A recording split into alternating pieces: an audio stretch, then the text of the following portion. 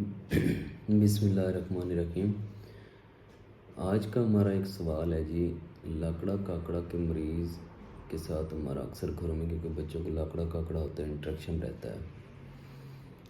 اگر خدا نخواستہ جیسے لاکڑا کاکڑا کا کوئی پیشنٹ یا چکن پاکس کا گھر میں موجود ہے اور ایک ہیلدی پرسن جو ہے اگر اس سے ٹچ کر جاتا ہے یا اسے انٹریکشن ہوتا ہے تو کیا اس کو بھی میڈیسن لینی چاہیے؟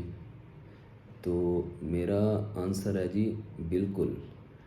چاہے آپ کو چکن پاکس نہیں بھی نکلا اور آپ کا لاکڑا کاکڑا کے مریض سے واسطہ پڑ گیا ہے یا فیملی کے اندر آپ کا انٹریکشن پڑ گیا ہے یا آپ اس سے ٹچ ہو گئے ہیں یا اس سے انٹریکشن ہوا ہے پیشنٹ سے، تو جو دیکھ بھال کرنے والا ہے اس نے بھی میڈیسن لینی ہے فار 5 days، جو کہ ہمارے ہاں اس چیز کو تو ہر بندہ ہی اگنور کرتا ہے۔ بس ٹھیک ہے جی، جس کو لاکڑا کاکڑا نکلا وہ ٹھیک ہو گیا ہے، کوئی میڈیسن کی ضرورت نہیں ہے۔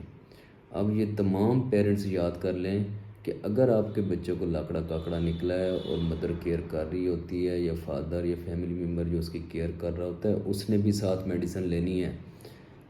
اگر خدا نخواستہ جو پیشنٹ کے ساتھ انٹریکشن میں ہے، جو پیشنٹ کی کیئر کر رہا ہے، اس نے میڈیسن نہ لی ہوئی ہو ایسیکلوویر وغیرہ، تو اگر اس کو چکن پاکس نکلا تو کمپلیکیشن وائرل انسیفلائٹس وغیرہ اس کو بھی ڈیولپ ہو سکتا ہے اور وہ خطرناک ہو سکتا ہے، اس کا پروگنوسس بہت برا ہے۔